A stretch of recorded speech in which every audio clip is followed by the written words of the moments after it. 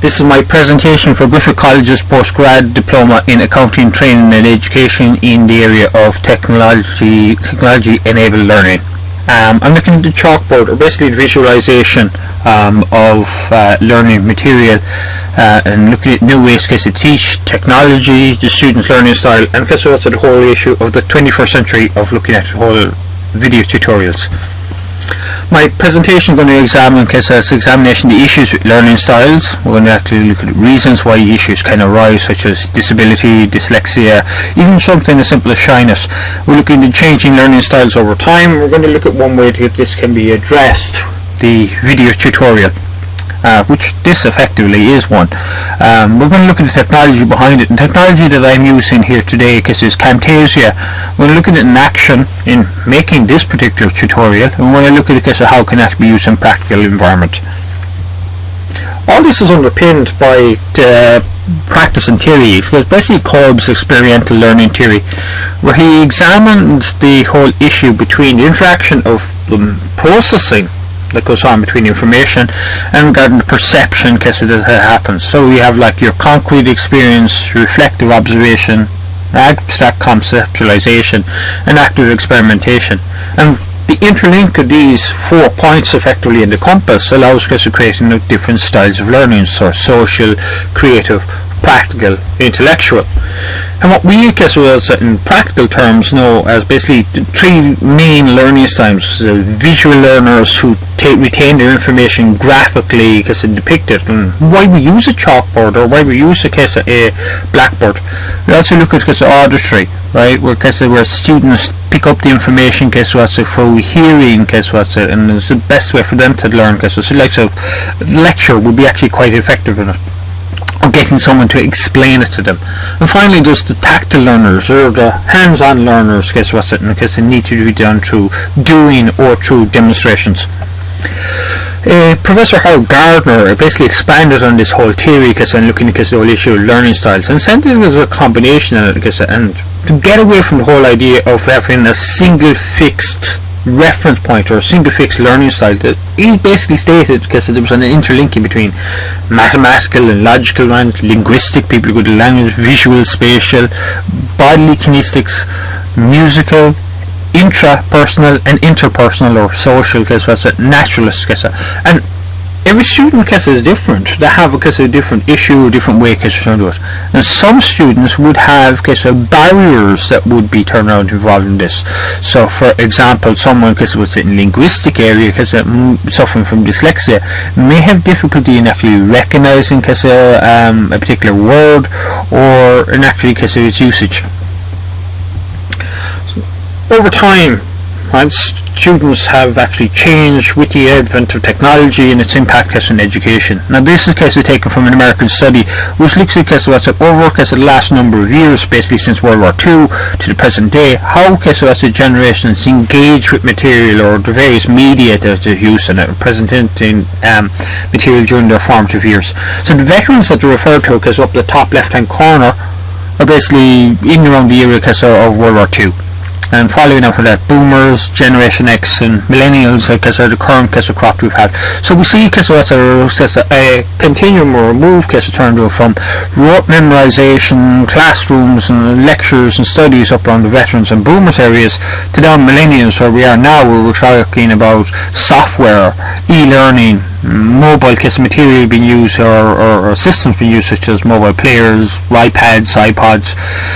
The web would be the biggest the influence there, with the introduction of wikis, blogs, podcasts, right? And such thing as tools that we use ourselves in every day, such as Moodle, and the visual aids, the exam there, such as the video tutorial.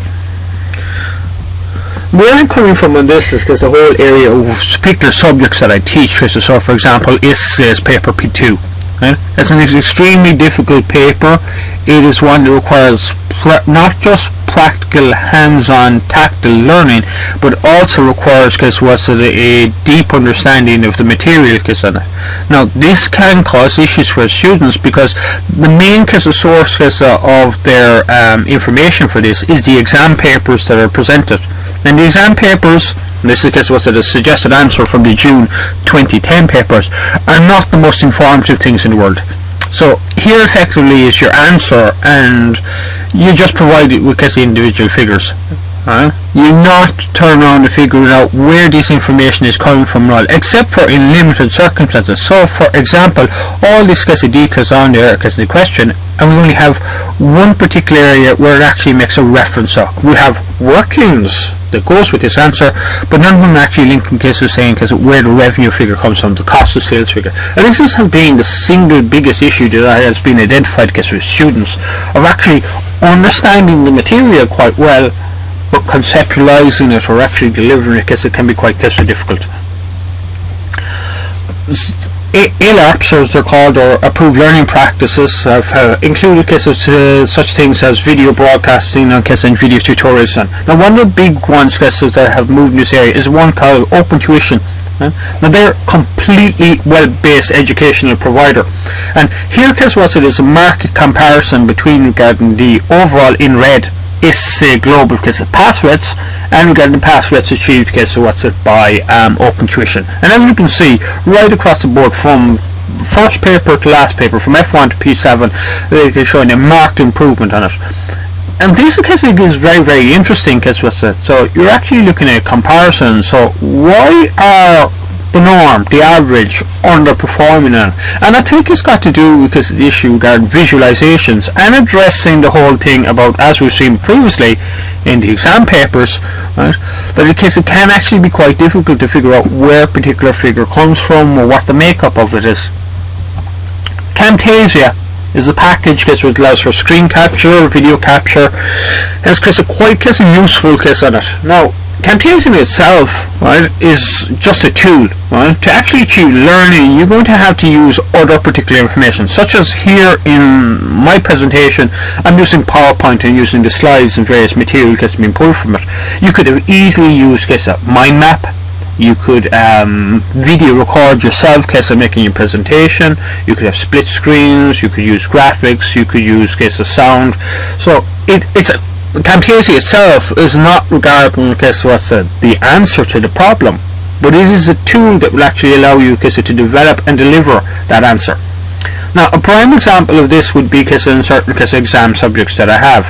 Taking one particular one being for Accounting Technicians of Ireland exam, IES, or Integrated Accounting Systems. So effectively it's a computer based exam where you have 3 hours to present to achieve a set of accounts, wages, and regarding produce a report in Excel. Now it's quite a difficult subject in that regarding the pass mark on it is 75%. Now what I have found is instead of going from what I have here, your basic simple notes where you turn around and write into a student saying, okay, to convert in formulas and to print, you need to go to the worksheet, hold down the control key and hit a particular key. It's far more easier, and I find far more beneficial for students to actually be able to turn around and show it to them. So here I've actually hit the key, here I turn around I'm now printing, and that's straight off garden. And if a student have any issue, they can pause the material, go back to it, turn to it. And the huge advantage about the screen capture abilities within Camtasia is that it allows you to actually jump into and out of other material. So once you have turned around gone through your details as required, you can move on and minimize it, go back into the Sage accounting package, or even pull up the exam paper and highlight particular issues. So it really allows you to effectively allow the student to look over your shoulder and see how you're doing it. And it's a hugely beneficial tool, I think, and it's going to be a way regarding that we're going to be moving forward. And that's seen regarding not just in professional situations such as SEMA or Chartered Instrument Management Accountants and SCCA, but also in college courses where video lectures, video conferencing, presentations, and whole area of blended learning is actually becoming a huge developmental issue, a huge issue of actually providing a virtual learning environment to allow students to continue on.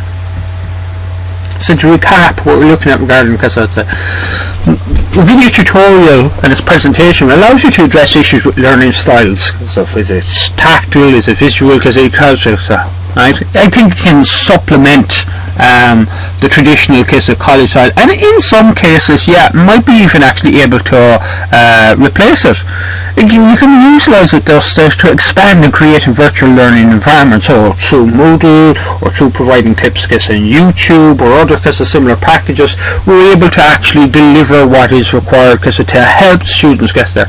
And this is particularly relevant for disadvantaged or disabled or groups that have disabilities in classes, such as dyslexia, or language barriers, or even because of shyness, where inability to actually ask a question, or they may have asked a question before and not want to do it. Video tutorials would allow them to actually go through it, to pause it, to come back to it, and actually quantify or identify where exactly their issue is. Now, a much more focused to address. It acts as a reusable learning object. That whole ability to be able to pause what's a presentation or stop it mid-sentence and examine what's up there and come back to it, right, or to rewind, is something I think many students would love if they could actually be able to do in an actual lecture. Camtasia, as I said, provides just the environment to turn to it regarding code, but if you link it with other tools such as mind maps to create video tutorials and to use Moodle or YouTube to actually present it, it can greatly expand the learning supports available to students. Thanks for listening.